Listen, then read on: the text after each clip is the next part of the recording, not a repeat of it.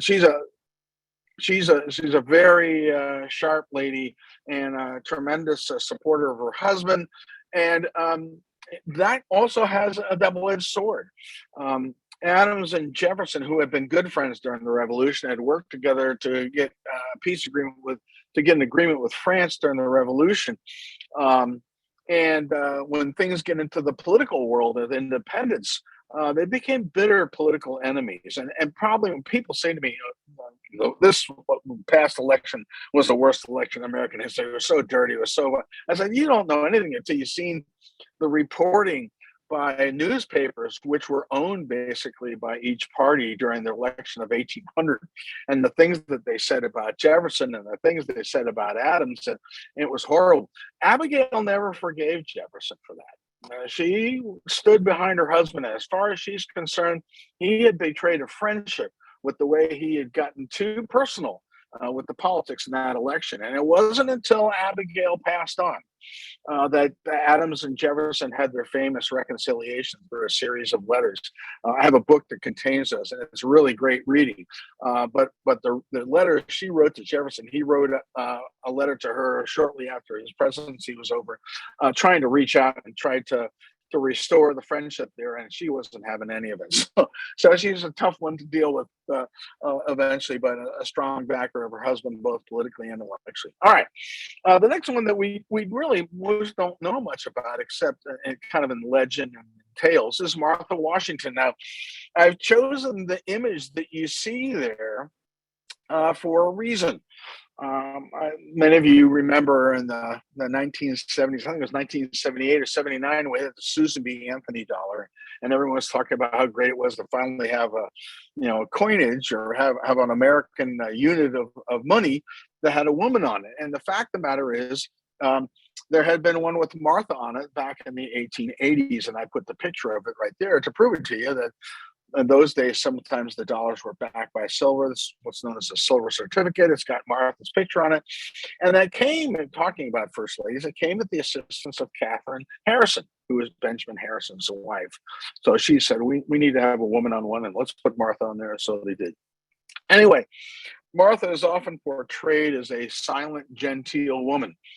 And there's no question in my mind that she was certainly a Southern lady.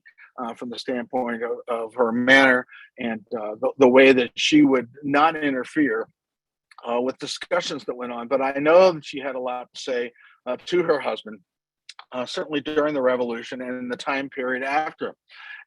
And unfortunately, we don't know a lot about that, and I'll talk about that in a minute. She ran Mount Vernon in his absence, and you have to understand that when Washington married her, she was the richest woman in Virginia. And so she had to run this plantation on her own, and it was a many-faceted plantation. If you've ever visited there, you know what I'm talking about. He was one of the top distillers in the state. He produced a lot of goods there, and he was constantly concerned about that. Probably a large portion of his letters back home during the war, instructions to the manager of the property and what he should do, when he should plant, that sort of thing. But Martha, in the end, is going to be the authority in her husband's absence. She also used that influence to work with a lot of her neighbors in the area to raise money for the troops during the war, at a time when they needed anything, and Congress gave them almost no money. So she was very important with that. Another thing, we talk about Washington and his troops at places like Valley Forge, and actually Valley Forge wasn't the worst winter, it's just the most famous one, and was more of a turning point because of some steps they took to turn that rabble, that militia, into an army. But every time he would go for winter camp, which was a pretty tough situation, they didn't have much, she was there with him. And we'll hear about some other women that also were there with their husbands in camp during those tough times. And so she very well knew what was needed. And that's one of the things she would go back home when the spring came along and raise more money for the army and tell them firsthand what she'd seen about the conditions of the troop, and would get involved in helping out. The women that were there would help any of these soldiers, repair their clothing, repair their socks, try to find clothing for them because that was constantly a problem. And that's something that we shouldn't belittle and think that somehow, that was a duty that was beneath them. The fact of the matter is that's something they knew how to do, and that's something they knew most of the men didn't know how to do because that's the way the efforts were divided during that period of time. And so they were very involved in that. And as I said, she was the first woman on American currency, and it's Catherine Harrison who had made sure that Martha was on that dollar bill. The next one is another one that most of us know the story behind. And the more we dig into this, the more we're not quite sure whether this is exactly what happened, but let's just say there's not as much documentation as you would hope for as far as Betsy Ross and the flag. But here's how the story goes. Supposedly, General Washington made a request that we needed to have a new flag, and that the way they'd want to have the flag would have the 13 colonies who were striving for their independence to make sort of a flag that would make them feel more like a people in an army. This was something that Washington was always big on. He didn't want the troops to set up by state. He wanted them as much as possible to try to feel like a people, that they were Americans. And so the proof that supposedly we have of the story about Betsy Ross actually came from her grandchildren and some of the friends of the grandchildren who had said the grandchildren had been always telling the story about how Betsy Ross had made this flag for General Washington. The historians have not been able to find independent verification of that, which is why many historians today say, we're not too sure this really happened. It's probably more legend than it is fact. But the fact of the matter is, it's been part of our nature for so long, and it's part of our history that this flag with the stars and the circle that in the end is going to be the basis for the modern American flag today. Just add more stars as we get more states. It makes a great story that we like, and it does put Betsy Ross in the position of being the creator of that. Even that. There's some documentation that saying maybe someone said, let's put a circle of stars in a field of blue type of thing. We're not sure. We don't have that. We just don't have the paperwork. But the fact of the matter is it's another situation where we like to be able to honor that each one has their way to contribute to things. And this is Betsy Ross's contribution to our nation's history. All right. Now we're going to get into things where we do have more documentation. In fact, some of them we have so much documentation, it's hard to believe that a lot more Americans don't know these stories. And this has always been one of my favorite, and that's Mercy Otis Warren. This is really an incredible woman. She was writing plays. Now, in those days, a play might be something which might take 20 minutes or something. That'd be a short entertainment. It would be like we would consider an episode of a TV show. And she wrote a series of plays during the 1770s when she was living in Massachusetts. And most of them were either lampooning or they were covering certain things that people would have been familiar at the time, stories, and put the royal governor of Massachusetts at the center of those stories in order to mock him. And during the Revolution, for the most part, people in Massachusetts, we forget, after Lexington and Concord, and then eventually the evacuation of the British out of Boston Harbor, we really don't have any battles in Boston. Massachusetts itself is kind of out of most of the war, most of the battles by that period of time. So she's writing things, and she's writing things about what the country should be. And the next time we see her again is kind of an important movement. And that is when the Constitutional Convention has come out with the Constitution, and then it heads out to each of the states in order to be ratified. And so when it came to Massachusetts, Mercy Otis Warren was one of the most anti-federalist of the people who were looking at the new Constitution. And they all, at that time, those who opposed the Constitution, didn't oppose the division of powers type thing. Their concern was rights. Almost every state had a state constitution. Well, by now, every state had a state constitution. And in those state constitutions, they usually had a protection of rights. But the people who had written up the federal constitution did not have those specific rights protected from the new federal government. And so, as many anti-federalists did, and Mercy Otis Warren was at the head of that group, they wanted a Bill of Rights. They wanted specific protections for rights against the power of the new federal government.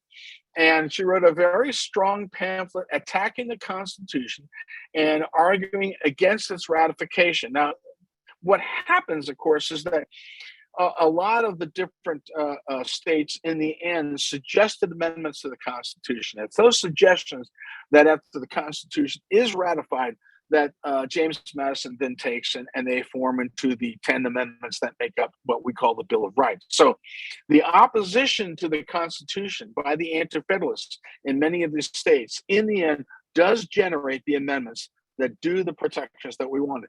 Mercy Otis Warren is a big part of that.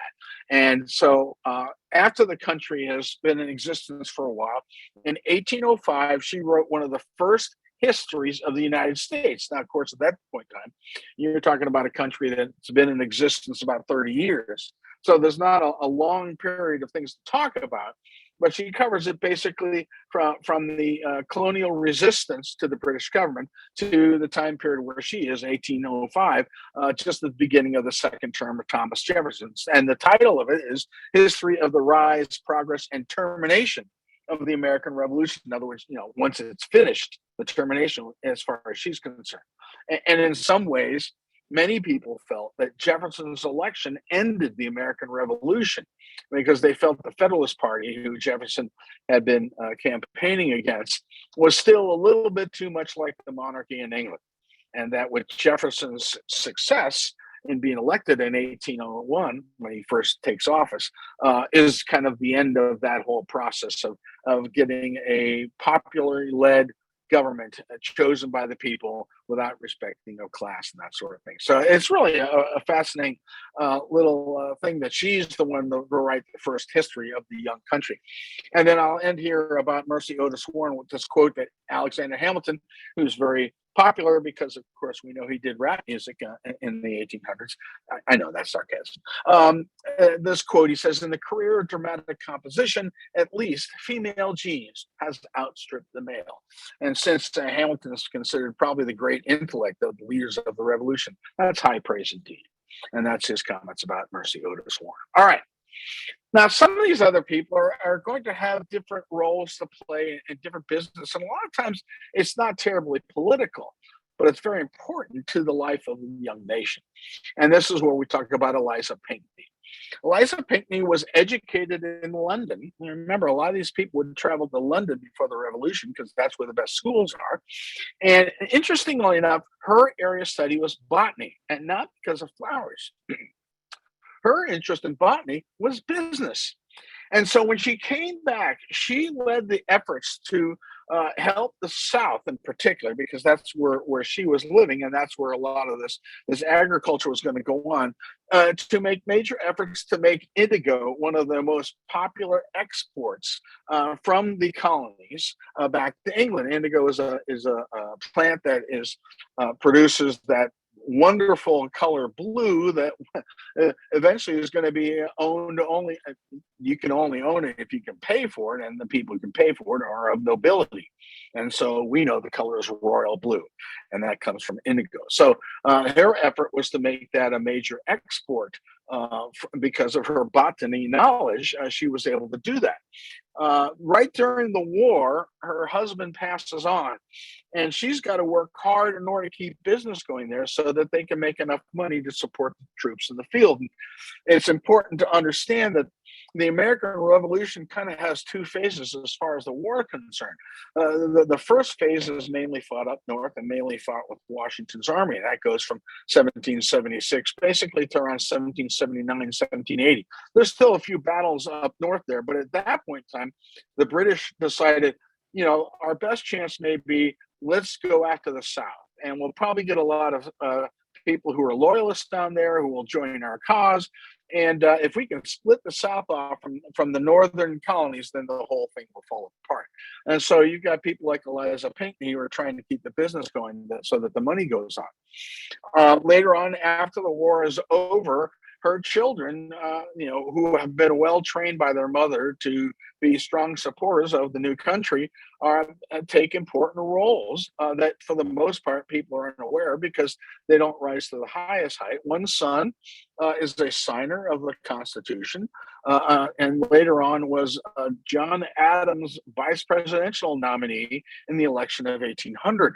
And another son negotiated an important treaty with Spain during the Washington administration that settled our borders with Spanish Louisiana and Spanish Florida, and eventually would set the stage for in another couple of decades when eventually we would basically be able to get Florida for a song. I'd love to tell that story someday to you all in some way. I tell my students every year about how we basically got a real estate deal to get Florida for free.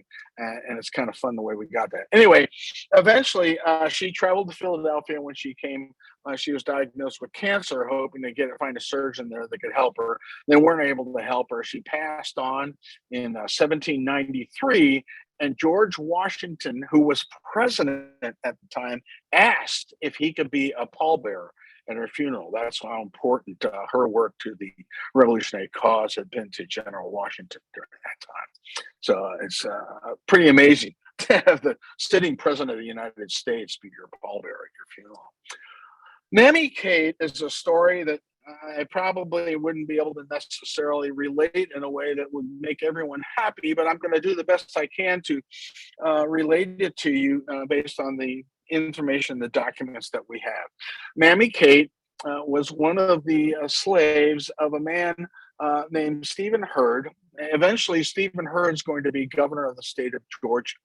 And during the war, she is a house slave for Stephen Hurd. And in this southern part of the Revolutionary War, where the British Army has gone south, there also are several loyalist armies which are assisting the British Army. And so the loyalist army came into Stephen Hurd's house one time and cast his wife and children out of the house and told him, "You can't come back." And they eventually died from exposure. And they took the father, Stephen Hurd, and put him in jail. And put him on trial for treason because, of course, he was a traitor to King George, and he was going to be executed. So while he was being held in jail, Mammy Kate came to them and said, "I want to be able to bring my master some food. That's an honorable thing, and you need to let me do that." And so they didn't see any harm in it. So they let her come in to bring some food. And you see a sketch there. That's somebody who's done research into this says this is probably what she would have looked like. And that's probably what the basket that would have held the food would have looked like. Well, fortunately for Stephen Hurd, he's a really small guy. He's around 5'3", 5'4", we believe. And so she came in there with the food, passed the food on all the people, put him in the basket, covered it up with the cloths and things on top of it, and was able to walk out, making it look like there was nothing left in there when she walked out with Stephen Hurd in the basket. And so she not only saved his life, but it saved, the man who was eventually going to be governor of Georgia after the war was over.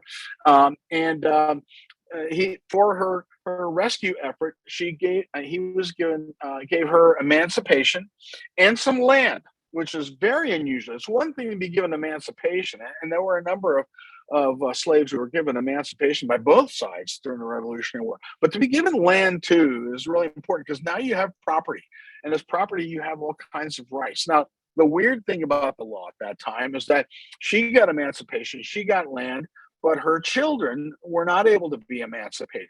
So on her deathbed, she wrote out her will, or had somebody write it out for her, and asked for her children to be turned over and be raised by Stephen Hurd. So the governor of Florida raised these children almost as his own. And you see at the top there's a stone there where it tells a little bit about her story about Mammy Kate and what she had done at that time during the Revolution. All right. Elizabeth Mott is an interesting story. And it's one of these riches to rags rather than rags to riches. She was one of the richest people in Charleston, South Carolina, and had a number of homes, and a number of them had been grabbed by the British. And so she's living in her last home outside of Charleston, and the Lord Rawdon comes in and says, "This is a very nice home. I'm going to make it a fort, and you can't do anything about it, and you're lucky that I'm letting you stay here. Now, eventually, the Lord's in there, but the Americans come by and they surround her home, and they decide that the thing to do is for the British to come out. And of course, they don't want to come out; they want to continue to use this place as a fort. So they're able to negotiate the right for Elizabeth Mott to leave her home and be able to go to the American camp to safety there. And then they're going to attack the home because it's the only way they're going to be able to get the British out. Now, the legend has it, and here we go. These things, a lot of times, people tell these stories, and in the wonderful stories, you kind of hope that they're at least somewhat true. But the story is that when she came out of the house, she came out with some bow and arrows that she'd had from the Indians that had been in the area at that time. And the statement in one of the accounts of this whole thing said that they were dirty arrows. Now, people at that time knew that dirty arrows mean they had been doctored up with something. And in this case, these arrows had been doctored up with gunpowder. So when she comes out of there with these bows and arrows, they tell her, I'm sorry, but we're going to have to burn down your house in order to get the British out. She says, I don't want you to feel badly about this. I'm going to give you my bow and arrows to go ahead and do it, so that you know that obviously I've provided them, and I'm all in support of this. And you see the little drawing here on the left of her standing there watching while they shoot the burning bow and arrows to burn down her house to get the British to come out. And so in all these stories, there's a county where this happens, and it becomes legend in that county, and they'll have a statue or I'll have a marker, and maybe they're a docent in a museum. They'll tell these stories. So that's where a lot of these stories come from. And of course, they're convinced absolutely they're true. Just because it's passed down in an oral tradition does not mean it's any less factual than if somebody wrote it down on the paper. That's what a lot of, especially in these revolutionary times, you get a lot of these stories here. All right. Now, there is a young girl who is considered to be the female Paul Revere of the Revolution. Her name is SYBIL LUDINGTON, and or the teenage Paul Revere, depending on what writer you see talk about it here. So this is one once again that's lacking in documentation. But there's certain things that you see as you go along that somebody was awfully convinced that was a true story. You can obviously see that there's a statue there of the young girl. She's 17 supposedly at the time this happens, but it's firm in local lore. Now, this one is not a Southern one. This is New York, okay? So she is in an area of New York. She hears word from someone that a British army is going to march on Danbury, New York, and she knows that her father is the head of the militia in Danbury, New York. And so she wants to give them warning that the British are coming, and so they won't get surrounded or they'll be ready for the fight or whatever. So she gets on a horse and rides, I think it's something like 20, 25 miles from wherever she was at the time, to ride to see her father and the militia in Danbury, New York. And when this happens, she's able to basically save them from being captured. My recollection from what I read is, it's a couple different stories. Some say they hid out the hills. Others said there was a skirmish. But anyway, there's no question that the militia would have been either defeated or captured had she not warned them. Now, the local chapter of the Daughters of the American Republic definitely believe this story. And that's where you get the statue you see on the site. And then look here. At the bottom there, this is where it almost feels like the original Miracle on 34th Street, where the federal government obviously believes there's some credence to the story, because you have a stamp during the bicentennial in 1976 contributes to the cause, it says, and it shows SYBIL LUDINGTON riding to warn her father that the Loyalist army is coming for them in Danbury. The local national DAR, the national DAR is not so sure. The documentation is more of a, well, maybe they wanted to have a story to tell the girls in town too about how the women fought in the war. But as far as the local DAR, this is a true story. And it's one of those things, again, that you kind of look at and say, it may or may not be a myth, but it's probably built in some amount of fact. And it's a lot of fun to be able to talk about. All right, moving on to her, Catherine Littlefield Greene. This is a story that, again, is probably more logical that you would see happen in many different places. I chose this one because who she's married to is also a famous general of the Revolutionary War, and so it touches a lot of bases. Born Catherine Littlefield, she married Nathaniel Greene right before the war started. And those of you who know your Revolutionary War history, Nathaniel Greene was a very important American general, particularly in the southern part of the war, and eventually had a lot to do with chasing Cornwallis and his army up north, where they were eventually defeated at the Battle of Yorktown. Anyway, so she marries Nathaniel Greene before the war started and had her first child, most memorably, I'm sure, in 1776. She ends up having 5 children during the time of the Revolutionary War. But she always followed her husband when he moved from direction to direction. He had, in those days, you could count on friends or family at home where you were from to take care of your children. And so she's at Valley Forge with Martha. She's at all the different encampments that Nathaniel Greene's at, some of them in the South during the later part of the war. And he led these successful armies in the last couple of years of the war, and she was with him the whole time. And then he dies shortly after the war, and he had gone into debt, borrowing money on his own account, their own account, to help keep the army going during the war. There's so many stories like this of people. There's one of the signers of the Declaration of Independence, who was a very wealthy man. When he signed it, he was penniless at the end of the war because he'd given about his whole fortune away to try to keep the army afloat during that 7-year war that it took to secure independence. Anyway, so he passes on. They have a lot of debts from keeping the troops going. And she spent the next 15 years or so working off and paying off all his debts until he paid them all off. Once she started recouping her fortune, she was an early backer of Eli Whitney's attempt to build the cotton gin and to make it as a going concern. And that's about when, not long after that, is when she passes on. So again, we have a lot of these women that have some very sharp business sense, who are involved in the money actions that keep the revolution going. And at the same time, a lot of them end up being widowed and continue their work for the young republic even after they've lost their husband. Elizabeth Bergen. I like this little title here. Somebody's got a question here, raising their hand. Do we want to attack that now, or do we want to do it that later? Sure, we can do it right now. Hold on just a second. Let me grab Okay. it. It was Jill. Jill, where are you? Yeah, raised her hand, which is a good way to do that, guys. You hit the little spot there at the bottom and raise your hand. Okay, let's try it this way. Jill, do you So want to? sorry. Yeah, I'm so sorry. I accidentally pressed it. Oh, okay. Sorry. Sorry. Oh, okay. All right. But that's actually a good thing to know, is that when we get to at the end, either email Katie there, or you can raise your hand and we'll try to deal with the question. Okay. So here we are with Elizabeth Bergen, as it says here, patriot, spy, heroine. So what's her story?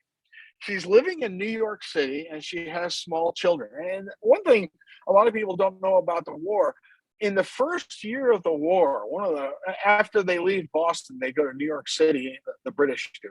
And the British, in a series of battles, when the colonial army was really just a rabble, win a number of big battles and occupy New York City. And they're there for the entire war. So it very much, it's a war of occupation. If you are a member of New York City, the whole time you're there, you're either a loyalist. If you're a patriot, your hometown is being occupied by the enemy. So Elizabeth Bergen is there with her small children. We're not sure about what happened with her husband at the time, but we know she's in there in New York City with her small children. And she would often go to the prison ships. They would keep Revolutionary War patriot prisoners on these prison ships, where the conditions were horrible and the death count would be very high there because of disease and malnutrition and such. So she starts going into these, getting permission to be rowed out to these ships with supplies of food. Well, General Washington finds out about this, that she and a couple other people are doing this, and gets contact to her in the way. And he's been getting information from her during this whole time as well. And he says, do you think you can find a way to free some of these men and get them off these ships? Now, that would sound like an unreasonable request, except that the British, in the end, never really spent much time keeping track of who's there and counting them. If they did, they'd have to be responsible. Oh, so and so was here, and then he died. So they just kind of had a, and they figured, of course, that they couldn't escape. They couldn't get off of these ships. And so they're on the ships. They're Washington contacts her. Can you help them get off? And she says, I'll see what I can do. In the end, he helps approximately 200 men over a period of weeks and a couple of months to escape from that ship before they ever realize that, it seems we have less here than we had last week or last month or whatever.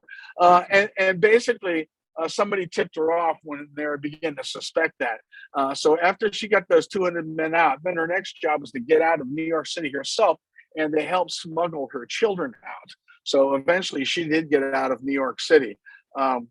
Because of her action, General Washington kept petitioning Congress to do something to compensate this woman, especially the fact that she had these young children. And in 1781, she's one of the first women ever to be granted a government pension for the work she did, both spying and helping men escape from these prison ships in New York City's harbor. So it's a really interesting story. These are the kind of things I look at and go, now those would make good movies. And I know they covered with some of these people in the series recently that they did called Turn, about the spies and things like that. But a lot of these women, aren't necessarily spies. They're just working on behalf of the revolution. So I think those would be interesting stories. Hollywood, you hear me out there? All right. Now, probably one that a lot of you have heard is the story of Molly Pitcher, which really isn't a specific person. It's kind of a title given to women who at one point in time or another found themselves involved in helping out, maybe in the middle of a battle. And we have many instances of that reported where there was a wound, where there was a need, we needed some powder running or some water to cool off a cannon or something like that.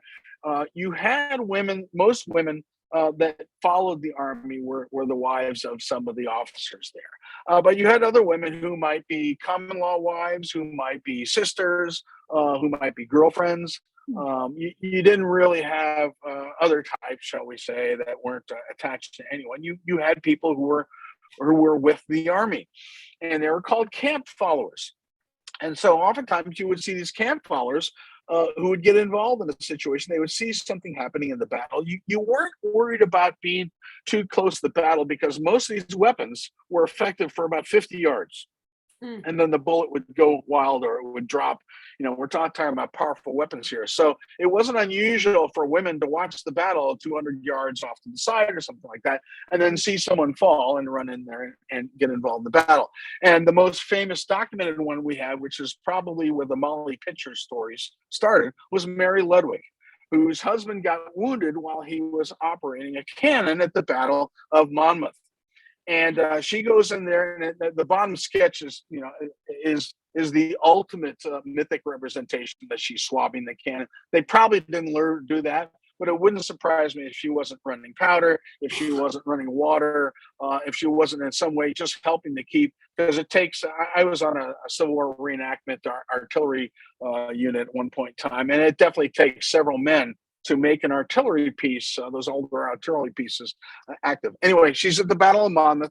And the reason that she's probably the Molly Pitcher we're talking about, Pitcher, is that one story was that she brought water to people, that she brought water to swab out the gun, and that would have been the Pitcher part. But it was typical in those days, in the 18th century and the 19th century, to call women who were named Mary, to call them Molly. Is a more familiar term. Certainly, Abraham Lincoln used to refer to his wife, Mary Todd, as Molly many times. And so that's probably where the Molly Pitcher came from. Those women oftentimes would also help with other duties around the camp, and you've got to keep it going. You've got a lot of times young men that have left home. They don't know how to do anything because they've had female members of their family taking care of things. So they would do things like help them do the laundry or repair their clothing. 20 years later, Mary Ludwig, after the Battle of Monmouth, I think it was 1778, so 1798, 1799, she got a pension too. And that's one of the reasons that we know she's the Mary Ludwig that was at Monmouth, because that's why she was granted a government pension, because of her participation in that battle. All right. when I looked into this story, I had seen it somewhere, and the title of the article started out with "Who was Nancy Hart?" And this is one of these stories you kind of look like it's almost like a Clint Eastwood story, except obviously it's a woman who's at the center of the story.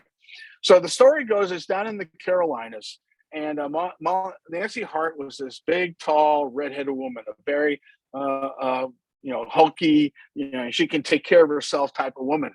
And you see her in the center of the picture up here holding this musket. The Cherokee had given her a name. And then we found that in the county records. They called her Wahachi. And Wahachi stands for war woman. So obviously she probably had to defend her territory a couple of times before the Revolutionary War came about.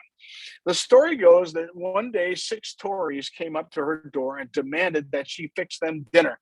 And they killed all her chickens and said, we want you to fix these. Now that's just going to make her family starve. And that's kind of one of the reasons they're doing that. And fixing the dinner is to add the humiliation to it. And so while that's happening and she's supposedly fixing it, she's talking to him, one of her daughters grabs 2 of the muskets where they had laid them down while they were getting ready for the dinner, and they didn't realize it. And she goes back in the kitchen to get something, and she and the daughter come out, and she and the daughter promptly shoot 2 of the 4. And then they grab the other muskets there, and they're ready to shoot them again. So they say, who wants to be next? This is the way they tell the story. And so the daughters help her tie up these 4 surviving Tories. And she tells the daughters to go run to some of the neighbors. And in those days, neighbors might be half a mile away or something like that. And so they bring some neighbors in, and she says to them, what should we do with these other 4? And they see what they were trying to force her to do. And of course, they were trying to starve her family. They said, we're going to hang them. And so the story goes that the other 4 promptly were hanged by Nancy Hart and the other neighbors. In 1930, the local DAR rebuilt her cabin. And in the process of rebuilding the cabin, they went around and did some searching, and they found an area which looks like it could be something that had to do with the cabin in the past. And they started digging, and lo and behold, they found 6 skeletons. So that certainly goes some distance in supporting this little mythical story about what happened with these 6 Tories. And you see the plate down there at the bottom there that was done in the centennial of the celebration of Nancy Hart, Revolutionary Woman, heroine, Hart County, Georgia. They've named the county after her. And there are Nancy Hart groups in some of the places in the South, and some of them were, as you can imagine, very active in the Civil War, because so many of the people in the Confederacy felt that they were fighting the Second American Revolution. But anyway, it's a fascinating story. And once again, this fits this mold that I talked about the pioneer woman and needing to have several skills and needing to be taking care of yourself. And these Tories picked the wrong cabin to pick on that day, that's for sure. Deborah Sampson is one of those stories I'm sure would probably turn into something else today, but it was very definitely a great story at the time. And I'll read you a little bit. I'll tell you the story, and then I'm going to read you a little bit of this opening page. This is a book that was written. Supposedly, I'm sure she probably told the story to somebody, and then they wrote a story on the basis of it. She grew up in Massachusetts and decided she wanted to be involved in the Revolutionary War. She was a patriot. So she made herself look enough like she was a young boy and enlisted as Robert Shirtliff. And for 3 years was in the Revolutionary War Army as a man, which brings to mind many certain situations of being next to other guys where she would have been very stealthy not to get discovered. In fact, there's one story that at one point in time she was going to get discovered, but she had blackmail information on the person who was going to discover her and made them promise not to tell their story. But anyway, during one of the periods of time in these 3 years, she was in the militia. She was wounded in battle and had 2 balls stuck in her body, one in her thigh and one in her arm. And she pulled the one in her arm out with a penknife. She just dug her penknife in there and pulled it out. Now, okay, this is her story, and it's in the book. So, you decide what you want to attribute to that. But she sounds like she's tough enough to do something like to me. Anyway, she pulled out one ball with her penknife, and the other stayed in her thigh for the rest of her life. It was just too deep to dig out. on her own. And so she just left it there. And she lived a fairly long life in those days. She later on got married after the war, had 4 children, and then started to travel and tell her story. And when she'd go and tell the story, you know, some people would say, "Oh, that's fascinating." Other people say, "That's a bunch of nonsense." And then she'd say, "Excuse me." And she'd come back about 5 minutes later in her full, Revolutionary War uniform.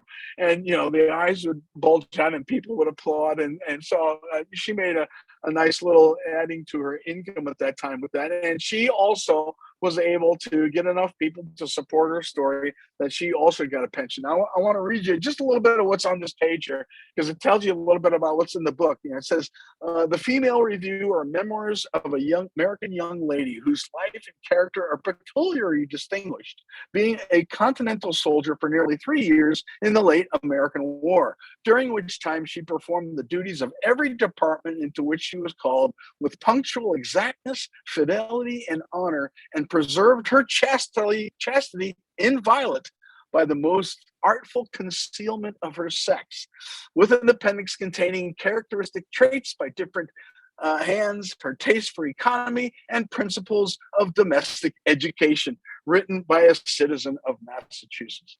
Isn't that wonderful? I just love that story. Anyway, Deborah Sampson is her name. And if anybody ever finds a copy of that book, that maybe it's probably on the internet somewhere. I haven't found it yet. I'd love to read more of her story. Okay, our last gal we're going to talk about here is Esther DeBergt Reed, and she's again a different kind of story. And you see this little sketch here. This is a sketch that was made in the 1800s. A lot of these stories got popular in the late 1800s. After the Civil War, there was more of an acceptance of women having a more active involvement in different aspects of American life. And grandchildren would come forward with stories. People would find diaries. And before, they would have been embarrassed to say that. But by this period of time, people weren't. And so this is kind of the case of Esther DeBergt Reed's story. She moved from London to Philadelphia about 3 or 4 years before the war started. So she didn't know what she was getting into. But she very quickly became a fan of the country and of their ideals, and married a man who would someday be governor of Pennsylvania. So we've seen that happen in a couple of cases. Remember that one, a gal whose master was going to be governor of Georgia someday. Anyway, so she's marrying this guy who's going to be the future. He's going to be the governor of Pennsylvania someday. She wrote an early pamphlet during the time when the debate was going on about independence. It's called Sentiments of an American Woman. And she made kind of her own case, the way that Thomas Paine makes a case to the men that this is common sense to independence. She's making a case to people in general. It's not specifically aimed at women. It's just she's a woman with these thoughts. But in particular, she's talking about how we are as a people and how we're different as a people. She had figured out very differently that Americans were different from the English and that they needed their own country. And so that's a lot about what her pamphlet is about. She also started a women's auxiliary in Philadelphia, and she raised $300,000 during the war in order to support the troops. And that's not a small amount of money in the 1770s, 1780s. And it was a very important part to keep the army and keep the fight going. And the women knew that almost more than the men, that we just had to keep the fight going. If you can keep it going long enough, eventually the British will give up and go home. And she used a lot of that money to buy shirts and clothing for the soldiers. She knew full well that a lot of them were walking around in rags and didn't have much in the way of shoes. And so outfitting an army was more than just bullets and food. And then she encouraged the women to sew their own names in the shirts that they were making for men. So it personalized it, like there was someone back there who put their name in your clothing, who had thought of helping the Revolutionary War soldier, and it just personalized it for them, and it would raise morale. And that was really an important part of the thing, is to keep the morale high enough because that 7 years feels pretty long after a short amount of time. And so that's a lot of what she did. And then after the war, she went on and had a nicer life and children with her husband, who then became governor of Pennsylvania. So in many ways, and in many wars, there's increased independence of people that come after the war. I tell a lot of my students that the greatest social changes are usually affected during or right after a time of war, whether it's World War One, and then you get the 20s and the flapper thing, World War Two, and of course you get those boomers. That's where I am right now with my history class. They've just hearing about Woodstock, and they're hearing about the 60s and the youth movement during that period of time. And so this is happening at the time after the Revolutionary War is ending as well. People like Catherine Greene are going to help rebuild the country. You're going to have Martha and Abigail, who are going to set the tone for what a first lady should be. There's no handbook for that. When George Washington becomes the first president, what should Martha do? What should Abigail do? And so those are the things that are important. And then you have the Mammy Kates. And a lot of people would say, Mammy Kate wasn't told that, if you help him escape, he'll give you emancipation. And she also knew that her kids were not going to be emancipated, it'd just be her. But that's because people like Mammy Kate and the other people we're talking about here all saw themselves as Americans first. They didn't think of themselves as hyphenated. They didn't say, oh, well, I'm a female American. They're Americans, and they're all fighting for the same thing together. And they knew that the risks involved were going to be worth it if they won the freedom, that everyone would benefit from that, and that the women were an important part of that happening. And so that is the end of my presentation, and I'm happy to take any questions that you have.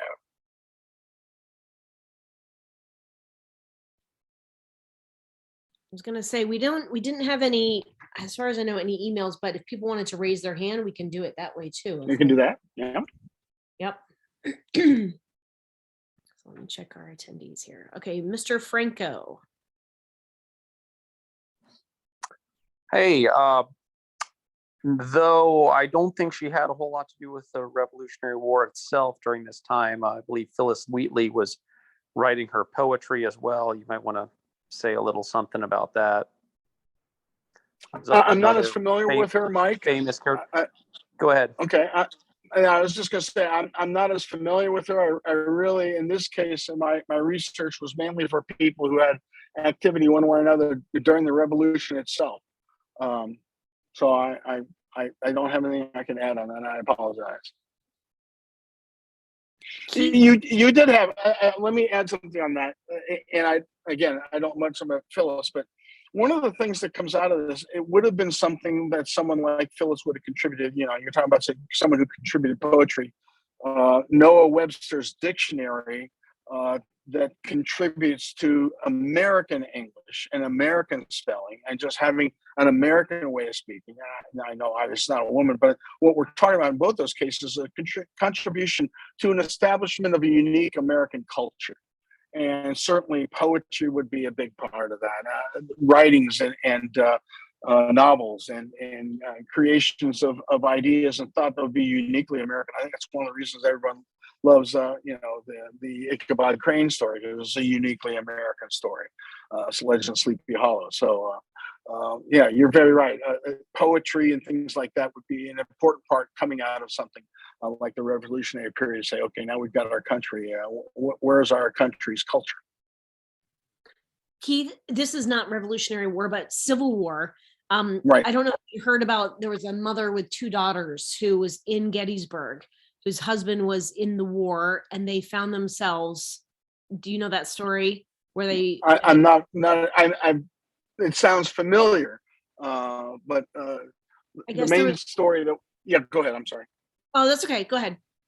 No, I was going to say, a lot of the women that we hear about in the Civil War, a lot of them were spies, and because you couldn't necessarily tell which side you were on, you could find a way to hide a Southern accent if you need to. Or a lot of the biggest spying went on in Washington, D.C., which is a Southern city, but had people from all over in it. But a lot of the activity that we saw during that period of time. Now, on the Southern side, the women there were very much a part of the support of the war effort, either by making gunpowder, making medicines at home, producing uniforms, much more in that way than you would see the women of the North, who might be more keeping things going home. If the men left the farm, somebody's got to run the farm, and those women knew that it would be up to them to do that. So by the time you get to the Civil War,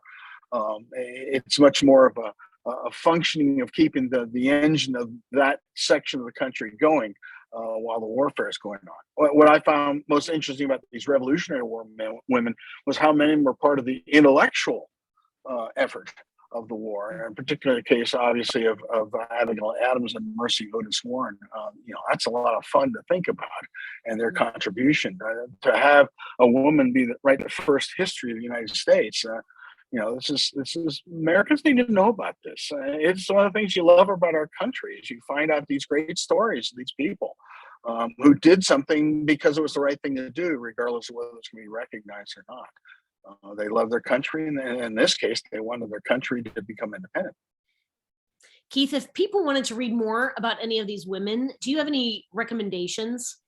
Well, there is a book that I first thought about when I came across this, and actually I can't find it. I used to have a signed copy of it because I went to hear her when she talked about Founding Mothers by Cokie Roberts. Is fun.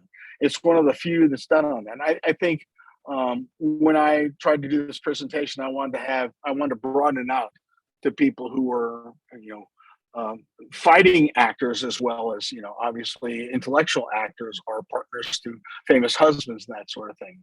But Cokie Roberts' Founding Mothers is a good place to start. There's probably others, but they don't come to mind right now. But that one, and if those of you who don't know who Cokie Roberts was, she was a longtime reporter for PBS and ABC, I believe, also, and she's actually the daughter of a man who was on the Warren Commission, and his plane disappeared over Alaska in the 1960s. They never found him. But anyways, she just passed on recently, but that's a pretty good read. Founding Mothers, it won some awards too. Any other questions? I'm just looking to see if we have any other hands raised tonight. And I don't see any. Okay, well, maybe we will wrap it up there, Keith. Thank you so much. Great story. Just a reminder that we've changed our next one, which is in April, and it's going to be about Calvin Coolidge. And if you don't know anything about Calvin Coolidge, boy, you're going to enjoy this, because you would think, Calvin Coolidge, really? And I'll just leave you it this way. Those of you all know Ronald Reagan. Ronald Reagan said that was his favorite president. So that's a little teaser there. And that will be, we don't have any talks in March, but the one so it's in April. In April, that's going to be on the 21st of April. That's the third Thursday. Wonderful, Keith. Thank you so much. What great stories from Abigail. Thank you so much. Yeah, Abigail's tough spirit to Nancy Hart's, I would say, courageous culinary talents, to Esther's fundraising endeavors. This was a fun evening. Yeah, it's a lot of fun. Good. I support Cal, folks. Great place. We love it. Yes. Well, thank you. And I was going to say, we appreciate so much our supporters out in the field.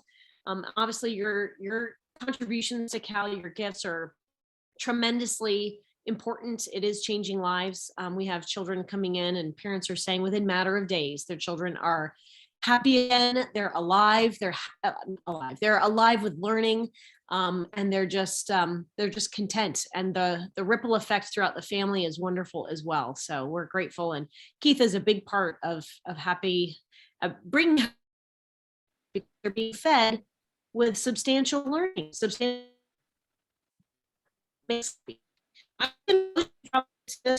think this book, My Dearest Friend: Letters of Abigail and John Adams.